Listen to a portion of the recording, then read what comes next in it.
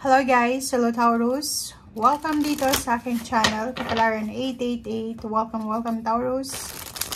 Alamin natin ang February general reading para sa lahat ng Taurus friends natin na nanonood sa ngayon. Kung bago kayo sa channel ko, please like and share, subscribe, paki-press ang notification bell button para kayo ay makaresonate or kayo yung unang makapanood sa mga videos na ina-upload natin dito sa channel na to. So, it's general reading guys. Ano ba ang mensahe sa'yo? Kumuha tayo dito ng 2 cards. Taurus. Taurus, first card natin is number 15, number 6, a blessing on your family. Next is a blessing for a fresh start, number 34.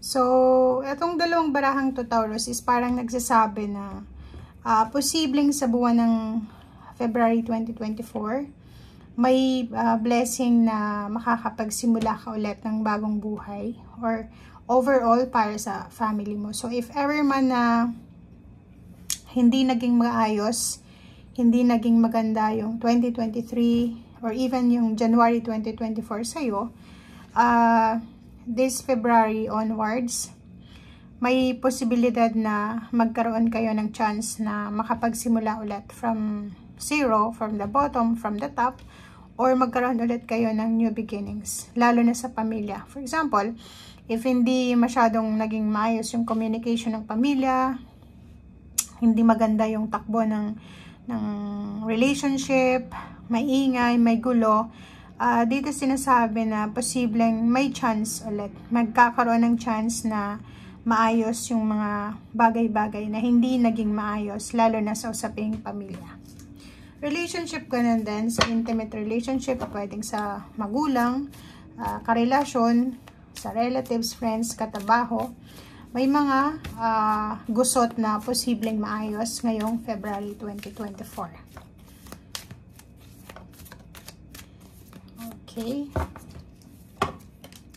Okay, so crown chakra and so nakikita natin dito yung empowerment, diba? So Taurus, meron din sa inyo if ever na naghihintay ka ng promosyon, naghihintay ka ng designation, salary increase, transfer, work transfer, or confirmation. This February ay posibleng kung ano man itong hinihintay mo, empowerment, development, progress, ay posibleng mangyari ito. So, may celebration, may isa-celebrate ka for this month kasi yung recognition na hinihintay mo, yung reward, yung award, yung finish line, diba? So, end of contract, or pwedeng may magsisimula ng first month nila ng retirement, parang gano'n. So, meron din ditong proposal, promotion. Crown chakra ay sobra-sobra yung empowerment. Kung ano man itong hinihintay mo, sinasabi ng barahan na darating ito. Okay, thank you.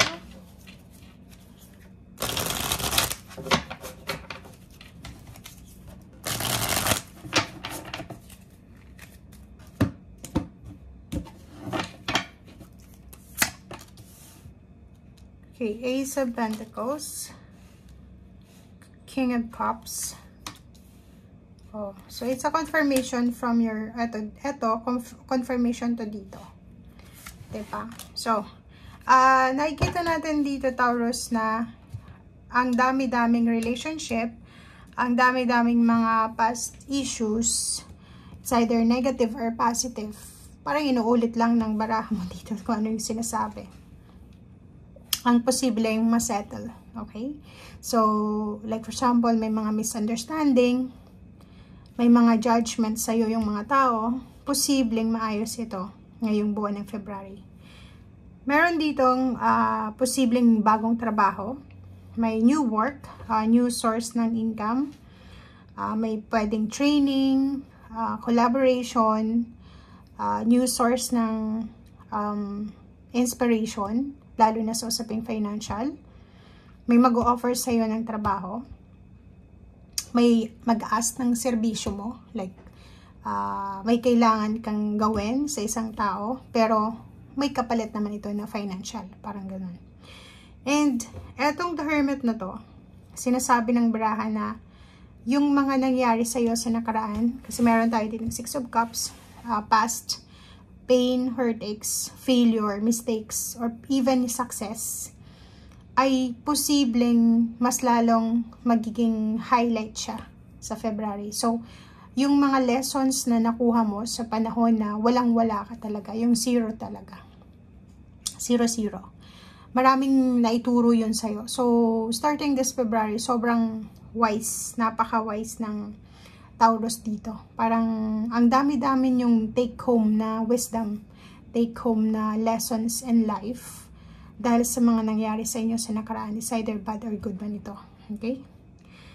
Relationship, sobrang maganda ito kasi marami kang sigurong naka-misunderstanding, marami kang mga tao ang iniwasan mo, or pwedeng iniwasan ka, iniwasan mo, or pwedeng may mga pagkakamali ka sa isang tao or sa maraming tao. And yun, peaceful mo to na mariresolutionan. Okay? So, kung ano man ito na rason kung bakit nagkaroon ng misunderstanding, nagkaroon ng parang na-broke yung mga promises, relationship, posibleng mahanap mo yung solusyon. Okay? And kung ikaw ay may trabaho, or kung ikaw ay naghahanap ng trabaho or nagbe-business, nakikita natin dito na sobra-sobra yung focus mo sa ginagawa mo. Diba? Parang etong 8 of Pentacles na to is naka-focus ka sa detalye. Hindi lang sa trabaho, kundi sa relationship, sa ginagawa mo sa araw-araw. Kasi parang ayaw mo nang magkamali.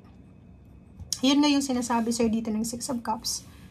Ang dami-dami mong natutunan from your past. Okay? Last year, few months ago, maraming take-home message ito para sa'yo. Okay. So, Queen of Cups. Nandito yung King and Queen of Cups. Sinasabi ng baraha sa'yo dito na stable. Stable yung emotion mo. Kontrolado mo yung emotion mo. This month ng February. Sobra-sobra rin yung patience mo. Sobrang sipag, sobrang patience, sobrang positive din. Kasi parang iniisip mo na natatanaw mo na. Kasi may liwanag na dito eh. Natatanaw mo na yung success mo. Naniniwala ka rin na ipoprovide sa'yo ng universe kung ano yung pangailangan mo. Diba? Natatanaw mo na. Diba? So, yun guys, ang sinasabi sa atin ng baraha. Kung ano man tong natatanaw mo na, is either malapit ka ng makapagtapos ng pag-aaral, mag-retire, matapos yung kontrata, matapos pagpatayo ng bahay, mag-ipon, or kung ano man tong natatanaw mo sa future, eto ay positive. So, excited ka. May halong excitement and at the same time takot, but mas nag-overpower dito yung excitement. Okay? Thank you guys and see you again. Bye!